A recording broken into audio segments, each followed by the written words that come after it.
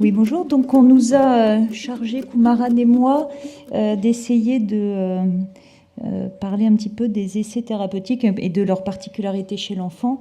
Donc, on va aborder ça en fonction de nos spécialités relatives de deux manières. D'une part, en parlant des leucodystrophies de l'enfant, qui sont maladies génétiques rares, et pour Kumaran, il abordera les essais dans le cadre de la sclérose en plaques. Donc, tout d'abord, des généralités, c'est toujours bon de faire des généralités et on verra après en fonction des résultats des essais que bien sûr tout ça n'est pas facile. Un traitement qui, pour traiter les maladies du système nerveux central ou même périphérique, doit évidemment pénétrer dans le cerveau, la moelle, le nerf périphérique. Il doit diffuser largement, à l'opposé peut-être de certaines pathologies où on doit cibler vraiment une région particulière du cerveau. Dans les maladies génétiques, le leucodystrophie de l'enfant en général, c'est l'ensemble du cerveau qui est atteint. On doit bien sûr soigner les bonnes cellules au bon endroit et au bon moment. C'est pas si anodin parce que par exemple un vecteur de thérapie génique, s'il va dans le neurone alors que c'est l'astrocyte qui est malade, on a toutes les chances d'avoir un échec. Et au bon moment, c'est parce que malheureusement, ces maladies sont souvent diagnostiquées à un stade déjà avancé et que peut-être qu'à ce moment-là, c'est déjà un petit peu tard. Bien sûr, tout traitement doit s'exprimer de manière stable dans le temps. Il doit y avoir, dans le cas que ce soit des cellules, des vecteurs de thérapie génique, des enzymes, une faible réaction immunologique contre le médicament, bien sûr, pour éviter un rejet, que ce soit de la cellule ou que ce soit de la protéine, une absence de toxicité en cas de surexpression et bien sûr être administré le plus tôt possible. Alors la particularité dans le cadre des essais thérapeutiques de l'enfant par rapport peut-être, je dis peut-être parce qu'en fait c'est pas si opposé que ça, mais par rapport à l'adulte, c'est que le plus souvent on a affaire à des maladies génétiques, héréditaires, rares, donc ce sont des petites cohortes avec donc la conséquence qui est qu'on a souvent du mal à avoir des vraies séries d'histoires naturelles, des vrais groupes, et ça a une importance au moment où on a un traitement, d'avoir une vraie histoire de la maladie, savoir est-ce que le traitement, bien sûr, peut-être ne guérit pas, mais est-ce qu'il modifie le cours de la maladie. Ces maladies ont souvent, pour certaines d'entre elles, un début qui est anténatal ou très précoce. Donc déjà à la naissance, on va dire entre guillemets, des dégâts sont déjà là. Donc comment revenir en arrière avec un traitement? Il y a bien sûr une variabilité clinique, un diagnostic qui est souvent fait tard, et pour la bonne partie de ces maladies, une évolution rapide. Donc on ne connaît pas bien l'histoire naturelle, on ne connaît pas bien la physiopathologie de ces maladies. Le plus souvent, il n'y a pas de traitement disponible pour les maladies neurodégénératives de l'enfant. Il y a bien sûr, dans le cadre d'essais cliniques, se rajoutent après des procédures, parce qu'évidemment, si on imagine, par exemple, on va en parler après, d'aller mettre un vecteur de thérapie génique dans le cerveau, évidemment, ça peut sembler plus compliqué chez un nouveau-né que chez un adulte. Et puis, il y a aussi des aspects réglementaires qui se surajoutent quand il s'agit d'enfants et de maladies rares. Alors ça, c'est une autre vérité, je vais la passer rapidement, mais c'est que quand on fait à la fois de la recherche et de la clinique, on voit bien que le chemin est très long parce qu'on soigne des souris, on est très content d'avoir soigné des souris, on fait des publications parce qu'on a soigné des souris. Et puis, à côté de ça, quand on change on passe du labo au service, on voit des enfants qui sont comme ça, avec des maladies neurologiques très sévères, des images de leucodystrophie très, très évoluées. Et bien sûr, de passer de là à là, c'est évidemment pas aussi simple que ça.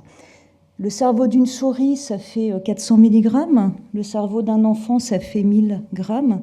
Donc vous imaginez évidemment l'importance, en partie, quand c'est possible, de passer par des modèles intermédiaires de gros animaux, et aussi les échecs, malheureusement, de traitements qui marchent parfaitement chez la souris et qui, malheureusement, ne marchent pas chez les enfants ou chez les patients.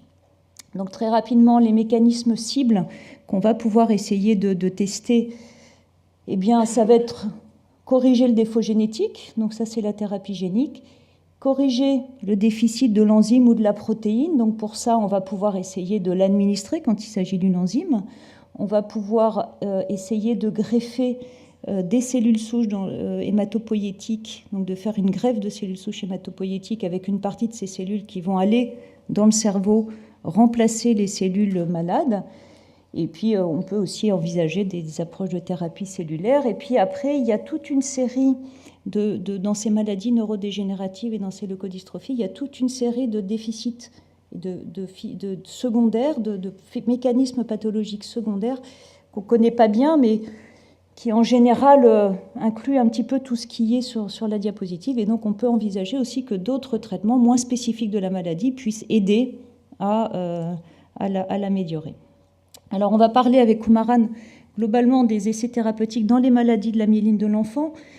On est, Kumaran et moi, à l'hôpital Bicêtre. Donc, à l'hôpital Bicêtre, il y a 2 centres de référence. Le centre de référence, donc Kumaran est le coordinateur, qui est le centre de référence des maladies inflammatoires du système nerveux de l'enfant. C'est comme ça que ça s'appelle, hein. Ça va changer de nom. C'est long comme nom. Et auquel est accolée une unité INSERM où il fait sa recherche. Et puis, le centre de référence des maladies des leucodystrophies, qui est bicéphale, avec un centre coordinateur à Robert Debré avec Odile, et puis un centre à Kremlin-Bicêtre, avec la particularité qu'en fait, Odile s'occupe plus particulièrement des maladies, des leucodystrophies sans marqueurs biochimiques, et que nous, à Bicêtre, on s'occupe particulièrement des leucodystrophies avec marqueurs biochimiques, avec évidemment l'idée que quand il y a un marqueur biochimique, on est peut-être plus près, entre guillemets, d'approche thérapeutique. Et c'est dans ce cadre qu'on a développé dans l'unité INSERM de Patrick Aubourg 2 approches de thérapie génique dans l'adrénoleucodystrophie, la leucodystrophie métachromatique dont je vous parlerai, et puis Kumaran lui parlera des essais cliniques de la sclérose en plaques. Et dans la maladie de Sanfilippo, je l'ai mis entre parenthèses, c'est pas parce que c'est pas important, c'est parce que c'est pas une leucodystrophie, mais qu'il y a quand même un même principe de traitement par thérapie génique. Alors, on va commencer par l'adrénoleucodystrophie pour donner un exemple, je dirais, d'une maladie qu'on peut traiter par une thérapie génique. Donc l'adrénoleucodystrophie, c'est une maladie qui est liée à l'X, qui touche le garçon, qui est liée à des mutations du gène ABCD1. Il y a 2 principales formes. La forme qui nous concerne en pédiatrie, c'est l'ALD cérébrale de l'enfant, avec un début entre 5 et 12 ans, et une évolution excessivement rapide, en quelques semaines à mois, des lésions qui se développent, avec là, à ce stade de la maladie, très peu de symptômes, et déjà là, des symptômes qui sont apparents, et souvent le diagnostic est fait à ce moment-là, et c'est déjà trop tard, malheureusement.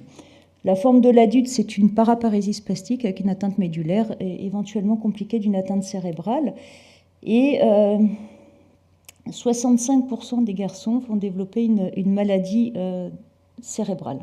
Sans corrélation entre le génotype, le phénotype. Dans la même famille, on peut avoir un enfant qui va faire une forme cérébrale et puis son frère va développer une maladie de l'adulte, ce qui rend compliqué le dépistage et le suivi de ces patients, de ces garçons. Alors, ce qu'on sait, c'est que la greffe allogénique de cellules souches hématopoïétiques, si elle est faite très tôt, c'est-à-dire finalement quand il n'y a pas de symptômes, hein, donc ça concerne principalement des frères d'enfants chez qui on a fait le diagnostic, si à ce moment-là on leur fait une greffe de moelle osseuse ou de sang de cordon, on peut arrêter la maladie avec un petit délai lié au temps d'action de la greffe, mais en tout cas on est suffisamment en avance pour arrêter la maladie et empêcher le développement de la leucodystrophie. Et donc sur ce prérequis qui est qu'il y a un traitement qui marche, Patrick Aubourg et Nathalie Cartier donc ont l'initiative de démarrer une étude visant à finalement pas faire une greffe de cellules souches allogéniques, mais à faire une autogreffe. Donc on prend les cellules de l'enfant, on les corrige avec un vecteur de thérapie génique, on les réadministre. Alors l'avantage de ça, c'est que d'abord, il n'y a plus besoin de donneurs, donc ça simplifie les choses. Parfois, on ne peut pas greffer les enfants parce qu'il n'y a pas de donneur, donc on ne peut pas les soigner parce qu'il n'y a pas de donneur. Deuxièmement, comme on va utiliser une immunosuppression beaucoup plus légère, il y a moins de complications de la greffe. Et donc, on imagine un effet soit meilleur, ou en tout cas au moins aussi satisfaisant que la greffe. Donc, il y a un premier essai clinique qui a eu lieu, qui est terminé, avec les enfants qui sont suivis en études d'extension, où 4 enfants ont été traités avec des résultats qui sont finalement comparables à ceux qu'on obtient avec une greffe de cellules souches hématopoïétiques. On voit là, alors c'est juste pour vous montrer donc, bon, une absence de toxicité. Il faut voir que c'est un vecteur lentiviral, donc c'est un vecteur dérivé du virus du sida. Alors évidemment, il y a quelques années, ça faisait un peu peur. Maintenant, avec plusieurs essais cliniques utilisant ce vecteur, on s'aperçoit qu'il n'y a pas d'effet indésirable ou de toxicité. On voit que finalement, quand on regarde le nombre de cellules dans le sang périphérique, je ne parle pas du cerveau, qui ont été corrigées par le vecteur, on n'a finalement pas beaucoup de cellules qui expriment la protéine, entre 6, 8, 10%. Alors ça semble pas beaucoup, mais en tout cas c'est suffisant pour arrêter la maladie. Vous voyez ici, là c'est un enfant qui n'a pas de traitement. Vous voyez au bout de 24 mois comment sont ces lésions ces lésions en hypersignal, c'est la leucodystrophie. Et donc pour les 4 patients, après 6, 5, 4 et 2 ans, on voit que certes, certains ont continué à développer des lésions pendant quelques mois, mais après les lésions se stabilisent. Donc la conclusion, c'est que l'effet de ce traitement est au moins à peu près le même que celui d'une greffe. Et donc il y a maintenant un essai qui est en cours avec un promoteur pour le coup industriel qui est Bluebird, qui a repris la suite des choses, 17 patients inclus, avec donc l'objectif de très rapidement commercialiser un produit qui pourrait être utilisé en alternative à la greffe de cellules souches hématopoïétiques. La deuxième maladie donc, à laquelle on essaye de s'attaquer, c'est la leucodystrophie. Vous voulez voir que le principe est un petit peu différent. La leucodystrophie métachromatique, c'est une maladie de surcharge lysosomale, pas si rare que ça, récessive, qui est liée à donc un défaut d'une enzyme qui s'appelle l'aryl sulfatase A et en conséquence une accumulation d'un sphingolipide qui sont les sulfatides qui s'accumulent dans les cellules du cerveau, en particulier les oligodendrocytes. Et la conséquence est donc une démyélinisation, une leucodystrophie qui touche le cerveau, la moelle, le nerf périphérique et aussi une dégénérescence des neurones. Alors, dans cette maladie, il y a une particularité qui est l'enzyme, donc c'est une enzyme lysosomale qui a la possibilité d'être sécrétée et recaptée. Par exemple, si on met un vecteur de thérapie génique dans une cellule, on met le gène, la cellule va exprimer l'enzyme, et ben elle va pouvoir aller dans les cellules d'à côté et être recaptée pour être utilisée. Donc c'est une propriété de l'enzyme qui pourrait faciliter éventuellement des thérapeutiques. Les formes dont on va parler, ce sont les formes précoces de la maladie, qui commencent donc, la plus fréquente c'est la forme infantile, qui commence entre 1 et 2 ans, puis après il y a des formes qui sont juvéniles précoces, qui commencent un peu plus tard. Ces formes-là, globalement, elles sont fréquentes, elles sont très sévères, elles sont assez homogènes dans leur évolution. C'est des enfants qui grandissent normalement, qui progressent normalement, puis stagnent, et puis ont une période de régression sur quelques semaines à quelques mois. Il n'y a pas de traitement actuellement disponible. Pour les formes plus tardives, on peut proposer une greffe de cellules souches hématopoïétiques avec des résultats qui sont loin d'être parfaits. Ça, c'est juste pour vous montrer donc, à quel problème on est confronté, en fait. C'est que donc, l'évolution de ces enfants, c'est qu'elle se présente comme ça. Donc, ils ont un développement normal. On s'est pris comme exemple les formes infantiles. Après, ils ont une période de stagnation. Et puis, après, ils ont une période de régression où là, finalement, on a... Globalement, en quelques semaines, ils perdent la marche, la station debout, la station assise, la tenue de la tête, l'appréhension, le langage, ils perdent tout. Et en fait, c'est là qu'on fait le diagnostic. Donc, on est vraiment dans cette phase et donc on a quand même l'impression qu'il va falloir, si on veut un jour trouver un traitement optimal, arriver à diagnostiquer ces enfants bien plus tôt. Toujours est-il qu'il y a actuellement 3 essais cliniques qui sont en cours dans cette leucodystrophie métachromatique. C'est quand même rare d'avoir une maladie rare de l'enfant pour laquelle il y a 3 essais en cours. Ces 3 essais, c'est d'une part un essai de thérapie génique ex vivo, donc c'est exactement la même chose que pour l'ALD. On prend les cellules de l'enfant, on les corrige avec un vecteur lentiviral, on les réadministre. Donc ça, c'est la première approche de thérapie génique. Une deuxième approche de thérapie génique, on va mettre le vecteur médicament directement dans le cerveau, avec l'idée qu'il va aller, donc on l'injecte avec des cathéters, l'idée qu'il va aller dans les cellules, déposer l'ADN. La cellule va exprimer l'enzyme qui va diffuser par sécrétion en recapture. Et la troisième approche, c'est l'enzymothérapie intrathécale qui consiste à administrer l'enzyme manquante, cette fois non pas le gène mais l'enzyme, dans l'espace liquidien dans lequel baigne la moelle, le cervelet et le cerveau.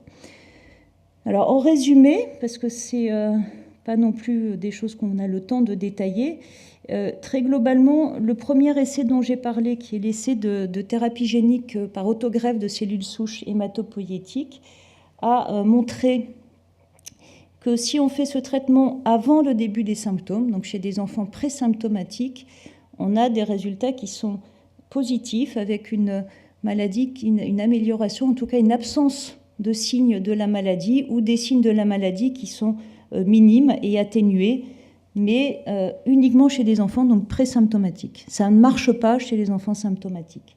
Ce traitement est actuellement, il y a une AMM qui est en cours de demande par GSK et donc prochainement on va pouvoir traiter des enfants présymptomatiques comme ça.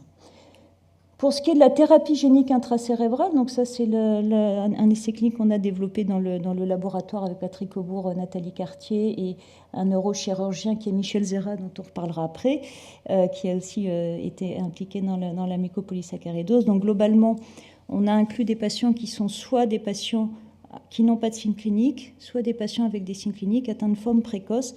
Et malheureusement, aujourd'hui, les résultats montrent que ce traitement n'est pas suffisant pour arrêter la maladie, ni pour que les enfants présymptomatiques développent des symptômes, et malgré qu'on arrive à mettre beaucoup d'enzymes finalement dans le liquide autour du cerveau. Donc, c'est des résultats relativement décevants. Quant à l'enzymothérapie intrathécale, de la même manière, il y a un certain nombre d'enfants qui ont été traités, 18 enfants je crois. Les résultats montrent que ce traitement n'arrête pas l'évolution très rapide à la phase initiale de la maladie, ce qui ne veut pas dire qu'il n'y a pas quelques effets qui sont en cours d'évaluation. Mais globalement, ces deux traitements ne sont pas suffisants pour arrêter la maladie. Alors, est-ce qu'il faudra les combiner? Est-ce qu'il y aura d'autres traitements, etc. Ça, c'est une autre question. Alors ensuite, je vais laisser la parole à Kumaran pour qu'il parle d'une part très rapidement de Sanfilippo et puis après de la sclérose en plaques. Merci Caroline. Je vais être extrêmement rapide sur ces traitements-là. Donc, pour la thérapie, donc la mucopolysaccharidose de type 3A ou B, c'est une pathologie donc lysosomale, c'est une pathologie de surcharge. L'approche thérapeutique qui a été menée, c'était pareil que ce que avait déjà décrit Caroline, avec une administration donc d'un vecteur viral qui va porter donc l'enzyme qui est défectueux dans ces maladies-là. Et la différence par rapport aux essais de Caroline, c'est qu'on avait instauré en fait une immunosuppression parce que sur les modèles animaux, on avait observé que le fait de ne pas mettre l'immunosuppression, les animaux rejetaient en fait le vecteur.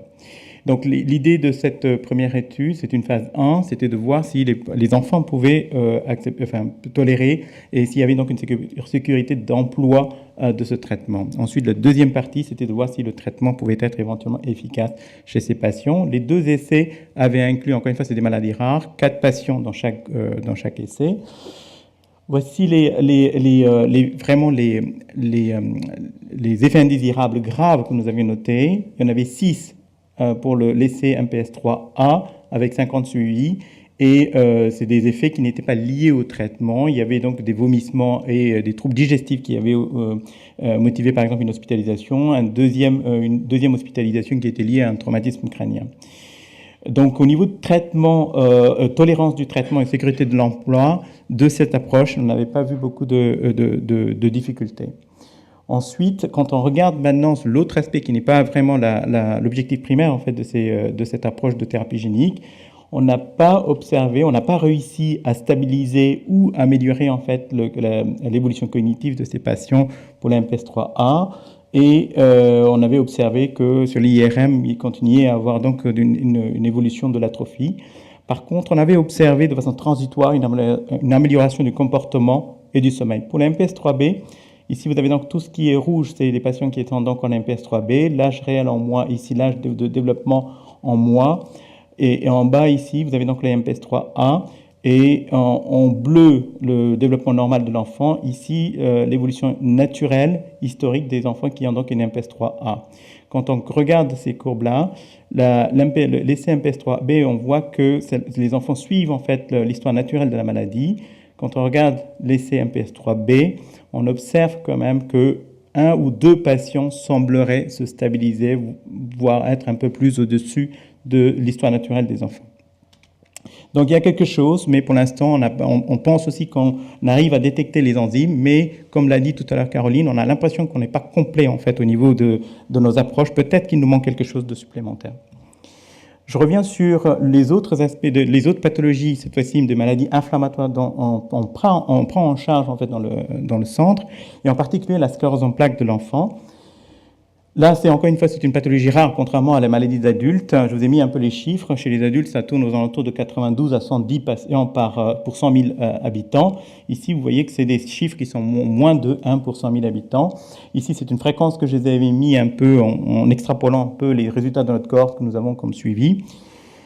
L'âge médian de nos patients, c'est aux alentours de 12 ans. C'est des enfants qui sont jeunes. Et on a un tiers de nos enfants qui débutent avant l'âge de 10 ans. Ça, c'est des problématiques que on discutera tout à l'heure pour les essais thérapeutiques. Et pourquoi donc est-ce qu'il faut traiter donc les enfants qui ont une sclérose en plaques? Dans la majorité des cas, c'est des enfants qui vont avoir donc vous savez dans la sclérose en plaques, vous avez plusieurs types d'évolution. Vous avez des formes progressives, c'est-à-dire des enfants se dégradent d'emblée, des formes secondairement progressives, c'est-à-dire que l'enfant va présenter des poussées, récupérer des poussées, et puis ensuite progressivement il se dégrade comme les maladies neurodégénératives. Et enfin, vous avez que des formes rémittantes, c'est-à-dire ils font des poussées, ils récupèrent et cela évolue dans ce sens-là. Ce qui avait été noté, c'est que chez les enfants, la forme secondairement progressive, c'est-à-dire on fait des poussées et ensuite on se dégrade progressivement, c'est quelque chose qui peut être, qui est souvent visible en fait chez les adultes. Cette forme-là met plus de temps à apparaître chez l'enfant, ça met aux alentours de 10 ans par rapport aux adultes, mais par contre ça survient donc à des âges plus précoces, donc 10 ans plus tôt. Donc, ceci confirme que dès que le diagnostic est fait, est-ce qu'il ne faudrait pas les mettre rapidement sous traitement? Un autre aspect important aussi à prendre en compte, c'est que sur le côté cognitif, on a vu vraiment maintenant avec plusieurs études, nous on est en train de faire une autre étude franco-française, on a montré que les atteintes cognitives sont vraiment très patentes chez les enfants, et surtout sur la scolarité et ainsi de suite. Et un autre aspect aussi, c'est la fatigabilité qu'on a souvent mis de côté parce que les adolescents sont souvent fatigués, ils dorment toujours, mais en fait, c'est des enfants qui sont réellement fatigués. Et là, c'est dans les études, c'est 17%. Nous, on a dans notre étude aux alentours de plus de 25% des enfants qui se plaignent en fait de dépression. Donc, donc sur ces aspects-là, on s'est posé plein de questions initialement. On s'est un peu peut-être trituré inutilement la tête pour savoir est-ce qu'il faut traiter les enfants. Mais quand je parle de traiter, c'est de mettre en place un traitement au long cours. Est-ce qu'il faut traiter tous les enfants ou uniquement les enfants de plus de 12 ans? Parce que vous allez voir, les produits n'avaient pas l'AMM chez les enfants de moins de 18 ans. Ou bien uniquement traiter les enfants qui ont une gravité, parce que l'ensemble, dans la cohorte que nous suivons actuellement, les enfants qui ont un score EDSS-A4, c'est-à-dire un score avec un handicap qui est patent, on a 8 enfants sur 560 enfants qu'on suit en fait depuis 2003. Et donc, du coup, on s'est posé plein de questions comme ça, mais finalement, après une discussion avec nos collègues européens et nord-américains, on a décidé de traiter tous les enfants. Donc, quand on a un enfant qui a un sclérose en plaques, qu'est-ce qu'on a comme produit thérapeutique disponible et qui a l'AMM? Au tout début, c'est-à-dire dans les années 2010, on n'avait aucun des produits qui étaient disponibles en dehors du bêta-ferrant, donc qui sont des injectables. Ces deux produits, qu'on appelle donc les immunomodulateurs, c'est donc des produits qui sont donc en injectable, et on n'avait que celui-là qui était autorisé pour les enfants de plus de 12 ans. Et ces deux-là, on le prescrivait hors AMM, et la Copaxone qui est le glatiramer-acétate, lui aussi, il était aussi prescrit hors AMM. Aujourd'hui, grâce à plusieurs études rétrospectives qui ont été publiées, on a réussi à avoir donc l'AMM pour les enfants de plus de 12 ans, pour l'Avonex, pour le Rebif, pour le bêta-ferrant et Copaxone aussi. Maintenant, très récemment, dans le VIDA, ils ont changé ils disent plus que c'est une contre-indication ou bien que c'est pas autorisé. Ils disent que parmi les études, au vu des études, on peut les utiliser. Donc, on a ces produits-là qui sont disponibles. Maintenant, il y a 40% des enfants qui arrêtent leur traitement parce qu'ils le tolèrent mal, ou bien il y a une toxicité du médicament, ou bien ils refusent de faire le traitement parce que c'est des injectables. Et donc, du coup, on se posait la question de qu'est-ce qu'on fait maintenant? Est-ce qu'on a d'autres alternatives? Maintenant, quand on regarde chez les adultes, vous avez tous ceux-là qui sont disponibles chez les adultes à l'heure actuelle. Il y en a d'autres aussi qui vont venir.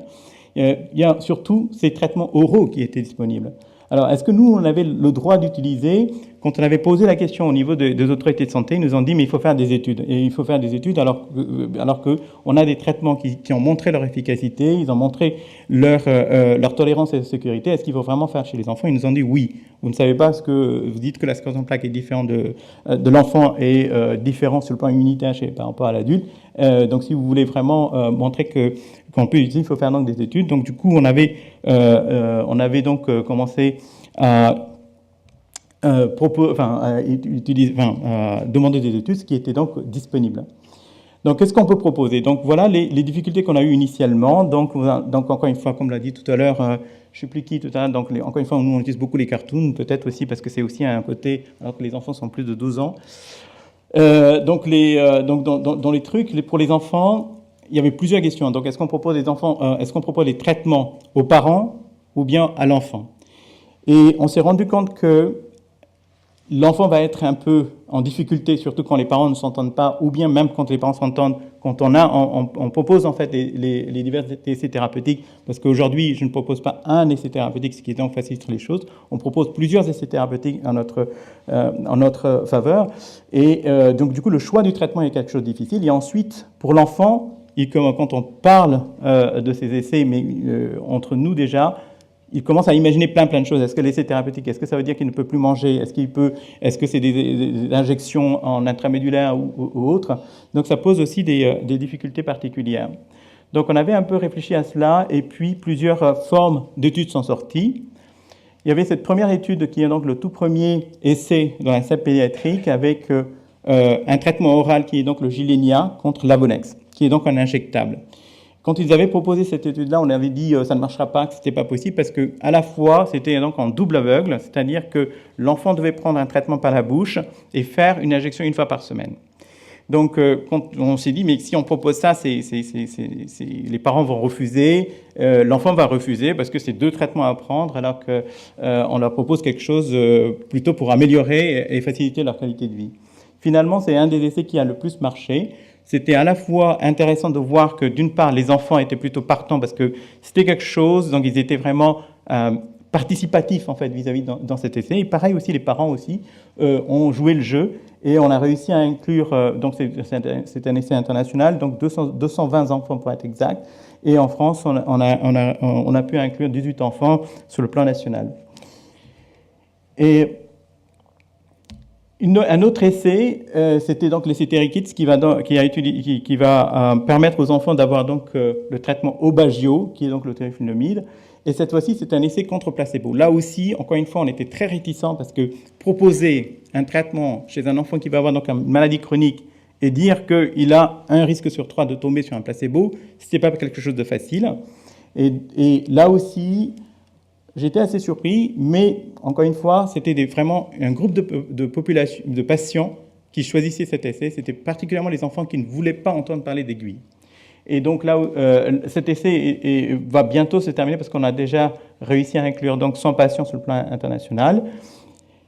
Et le troisième, celui-là, c'est un essai ouvert qui était assez facile à intégrer parce que dans cet essai-là, on proposait donc le BG12 qui est donc le Tecfidera et il y avait donc une randomisation qui se faisait par l'ordinateur et l'enfant était sûr d'avoir soit le traitement par la bouche, soit un traitement en injectable. Bien sûr, si l'enfant voulait un traitement en injectable, ne voulait pas le traitement en injectable, c'était difficile de dire que bon voilà, il faut que tu prennes le traitement en injectable et qu'il n'avait pas de chance. Mais bon, voilà. Donc c'était quelques difficultés qu'on a quand même observées. Mais ceci dit, contrairement à ce qu'on aurait pu penser, c'est-à-dire c'était vraiment l'argumentaire que beaucoup d'industriels nous ont avancé, ça va être difficile, c'est toujours difficile de faire donc des essais pédiatriques. On a quand même vu et montré qu'il y a des difficultés, certes, mais les enfants et ainsi que les parents sont et peuvent participer à des décès, et particulièrement dans les maladies rares et en particulier des maladies chroniques comme la sclérose en plaques. Et ce qui a conduit maintenant à d'autres essais. Les industriels sont maintenant beaucoup plus enclins à faire ces essais-là. Et le Lemtrada, qui est donc l'anti-CD52, en ouvert, va être débuté dans les mois qui viennent en France. Donc, pour conclure avec Caroline, donc les essais dans les pathologies rares neurologiques sont tout à fait possibles aujourd'hui. Il y a une importance il y a une très grande importance à prendre en charge ces pathologies-là de façon très précoce, soit dans les maladies génétiques, soit dans les maladies neuro-inflammatoires. Et puis, bien sûr, il faut aussi qu'on adapte maintenant la prise en charge, tout en prenant en compte à la fois l'enfant, mais aussi les parents qui sont vraiment les interlocuteurs qui sont en face de nous. Donc, merci. Donc, ces essais ne peuvent pas voir le jour sans ni les parents, les enfants et tous les soignants qui participent à ces essais. Merci beaucoup. Et merci à Brain Team qui a réussi à faire passer la CEP comme une maladie rare. Merci. Oui, c'était aussi, ça fait partie des paris qu'on a tenus et de considérer que chez l'enfant, il y a une particularité. Moi, je vais réagir comme neurologue qui a beaucoup de casquettes et qui suit quand même un certain nombre de patients avec sclérose en plaques, bien sûr adultes, et qui en est beaucoup de suivi dans mon service. J'ai l'impression de prendre 10 ans de retard dans la vue en vous écoutant, parce qu'on est en train de se poser des questions qui sont les questions qu'on a résolues chez l'adulte il y a 10 ans. Moi, j'ai d'abord une question à poser. Vous utilisez le Tysabri ou pas? Oui. D'accord. On l'a utilisé beaucoup en nord-AMM. Ouais. Et même le Tysabri, récemment, ils vont changer c'était contre-indiqué aux enfants. Maintenant, ils passent autorisation. Parce qu'on est quand même dans une histoire, pour les gens, on sort un petit peu là des maladies rares, mais on a vécu, et les collègues qui en ont traité, on a vécu quand même avec l'arrivée du Tysabri quelque chose qu'on ne vit pas souvent dans une vie de médecin, c'est qu'au 3e patient, à peu près tous les médecins qui l'ont utilisé étaient convaincus d'un effet majeur. Là, on est sur des molécules... Alors, c'est vrai que moi, je n'ai pas réagi ce matin, ce n'était pas le propos, mais quand on parlait des programmes d'éducation thérapeutique chez les enfants, je voyais parler de programmes d'éducation thérapeutique qu'on a abandonnés depuis des années sur ces molécules-là, en tout cas, chez les adultes, parce que ça doit faire 2 ans dans mon service qu'un injectable n'a pas été initié. Mais on est quand même dans la logique injectable versus traitement Péros, et aujourd'hui, même si on a l'impression que les Péros sont peut-être un petit peu au-dessus, on n'a pas de preuves scientifiques et on est sur une équivalence d'activité avec les injectables. Mais je posais la question sur le Tysabri, parce que là, on a quand même une molécule qui, pour un nombre extrêmement de patients dont on savait tous qu'ils a déterminé avec un degré de handicap extrêmement sévère, on a arrêté la maladie. Ça a été un progrès absolument considérable et ça a été vraiment... et ça s'est passé il y a une dizaine d'années. Aujourd'hui, on a des molécules qui arrivent tous les 6 mois, de mise sur le marché. C'est vraiment un domaine complet de la neurologie qui a été complètement révolutionné sur le plan thérapeutique. Et on voit que c'est difficile pour que ça passe quand même chez l'enfant. Des questions? Est-ce que vous êtes confronté à des... Tu l'as évoqué une fois, les difficultés méthodologiques par rapport aux essais et réglementaires? Il y a des cadres, mais ils sont encore plus complexes que les cadres de la recherche chez l'adulte. En pratique, comment vous vivez ça? Je pense que... Alors, peut-être, toi, les enfants sont plus grands. Oui. Donc, il y a déjà le côté... ils peuvent donner leur avis, ce qui est quand même quelque chose d'important. Souvent, les CPP nous demandent, par exemple, de faire des consentements pour nos patients qui ont des leucodystrophies et qui ont 3 ans, mais ils le demandent quand même, donc c'est un peu une incohérence, c'est-à-dire que non seulement ils ont 3 ans, mais en plus ils sont malades, mais on doit quand même faire ce type de démarche et donc expliquer aux parents qu'il faut faire un consentement aussi pour l'enfant, donc poser la question à l'enfant. Enfin, c'est des choses qui, je trouve, alourdissent des discussions qui sont déjà compliquées. Ensuite, évidemment, on est beaucoup plus, je pense... cadré, si je puis dire, par les CPP qui nous demandent de tout justifier dès qu'on prend 1 millilitre de sang, dès qu'on fait une ponction lombaire, dès qu'on fait une IRM, dès qu'on fait une sédation, dès qu'on fait un ECG. Il faut tout justifié, ce qui est dans l'absolu très bien, mais ça complique aussi un petit peu les choses et surtout ça rend les choses très compliquées à expliquer aux parents qui en général, eux, ils veulent sauver la vie de leur enfant. Alors je dis pas qu'il faut rentrer dans n'importe quel essai à n'importe quelle condition, mais je trouve que le différentiel entre expliquer que le CG ça donne des brûlures si on met la pastille ou je sais pas quoi, et on va mettre un vecteur de thérapie génique dans le cerveau de votre enfant, je pense qu'il faut passer plus de temps à thérapie génique dans le cerveau. Or, dans ce qu'ils vont lire, il va y avoir tout ça en même temps. Donc, et la troisième chose, c'est qu'on est effectivement, je pense qu'on est plus souvent audité, etc. La NSM demande plus en termes de sécurité. Enfin, La recherche, c'est l'enfant, par définition, est dérogatoire. Et en même temps, on a, bien sûr, enfin, je parle des leucodystrophies pour lesquelles on a développé des essais, même si dans l'ALD, il y a déjà un traitement, dans la leucodystrophie métachromatique, c'est quand même, on a quand même de la place pour démarrer des essais. C'est des maladies très graves. Les enfants morts vers 5-6 ans, en l'absence de traitement, ils sont dans des conditions catastrophiques de douleur, de raideur, de dénutrition, etc. Donc, bien sûr, l'équilibre, la balance est peut-être en faveur de ce type de traitement, là où effectivement, si on propose aujourd'hui la thérapie génique dans la sclérose en plaques, bon, non mais peut-être ça va être un peu plus compliqué quoi, à le justifier.